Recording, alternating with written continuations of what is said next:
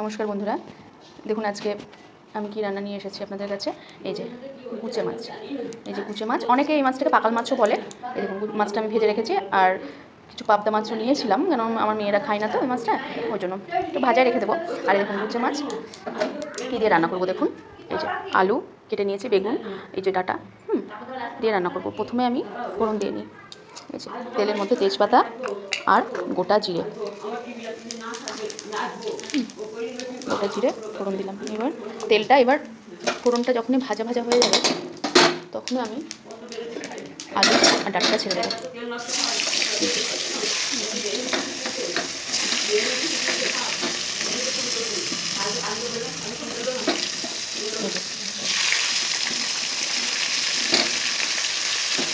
বেগুনটা আমি একটু পরে অ্যাড করবো, কারণ বেগুনটা এখন দিলে না গলে যাবে।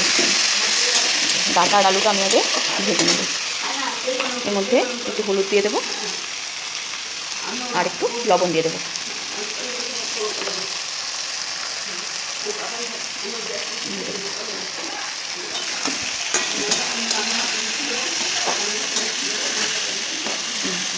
আলু আর ডাঁটাটা একটু ভাজা ভাজা হয়ে গেলে আমি তখন বেগুনগুলো দিয়ে দেবো। একটু ঢাকা দিয়ে রেখে দিচ্ছি। এই যে দেখুন আলু আর ডাঁটাগুলো হালকা হালকা অল্প অল্প ভাজা হয়েছে। এখন আমি বেগুনগুলো দিয়ে দেবো। এই দেখুন বেগুনগুলো দিয়ে দেবো। বেগুনগুলো দিয়ে আমি ঢাকা দিয়ে দেবো। দেখুন, এই দেখুন বন্ধুরা, এই যে ডাঁটা আলু বেগুনটা আমার এইরকম ভাজা ভাজা হয়েছে। আমি দু এক কিছু টমেটো দিয়ে দিয়েছি এর মধ্যে। তো এবারে আমি এখানে একটা মশলা করে নিয়েছি, যেটা হচ্ছে জিরে, আদা আর অর্ধেকটা টমেটো দিয়েছি, আর কাঁচা লঙ্কা দিয়েছি, লাল লঙ্কা, লাল কাঁচা লঙ্কা যেটা, সেটা আমি এখানে শুকনো লঙ্কা ইউজ করছি না। মশলাটা করে নিয়েছি, এবার আমি মশলাটা দিয়ে দেবো।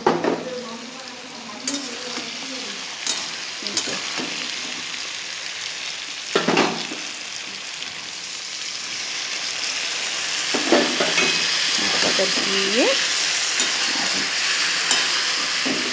ভালো করে মশলাটা দিয়ে নাড়াচাড়া করে নিয়েছি।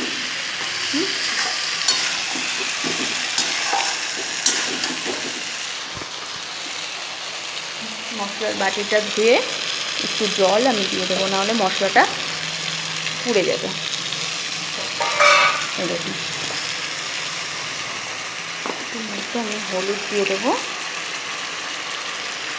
লবণটা আমি প্রথমে দিয়েছি, পরে আমি জল দেওয়ার পর আমি দেখবো, দেখে লবণটা দেবো। আর এই দেখুন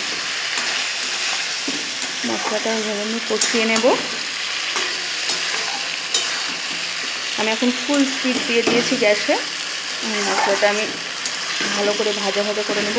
আমি যদি স্টিম করে দিই তাহলে বেগুনটা গলে যাবে, ওই কারণে আমি স্টিম করছি না। এই দেখুন মশলাটা, এই দেখুন মশলাটা আমার ভাজা হয়ে গেছে। এই যে দেখুন মশলা থেকে তেল ছেড়ে দিয়েছে। এবার আমি গরম জল, আমি প্রথমে বলেছি আমি যে প্রত্যেকটা রান্নায় গরম জল ইউজ করি, এই যে গরম জল দিয়ে দেব।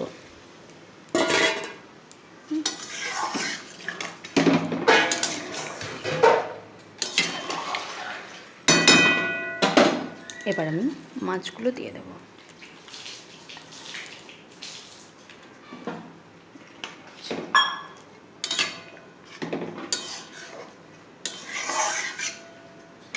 মাছগুলো দিয়ে এবার আমি ঢাকা দিয়ে দেবো।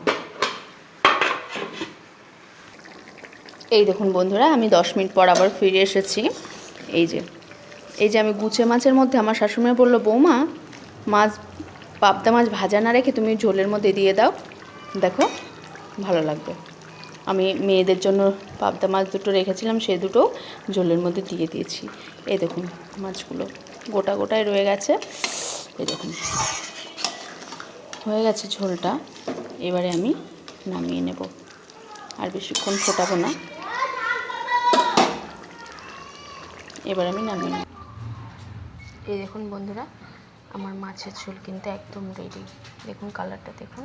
আমি কিন্তু কোনো শুকনো লঙ্কা ইউজ করিনি, কাঁচা লাল লঙ্কা ইউজ করেছি। দেখুন ডাঁটাগুলো সুন্দর গলে গেছে। এই ডাঁটাগুলো খেতে খুব সুন্দর লাগে, মাছের মধ্যে এই ডাঁটাগুলো দিলে খুব ভালো লাগে খেতে। আপনারাও ট্রাই করে দেখবেন, এই রান্নাটা অবশ্যই আপনারা ট্রাই করে দেখবেন, দেখবেন খুবই ভালো লাগবে খেতে। এর মধ্যে কি সবজিটাও কিছু খাওয়া হলো, প্লাস মাছও খাওয়া হলো।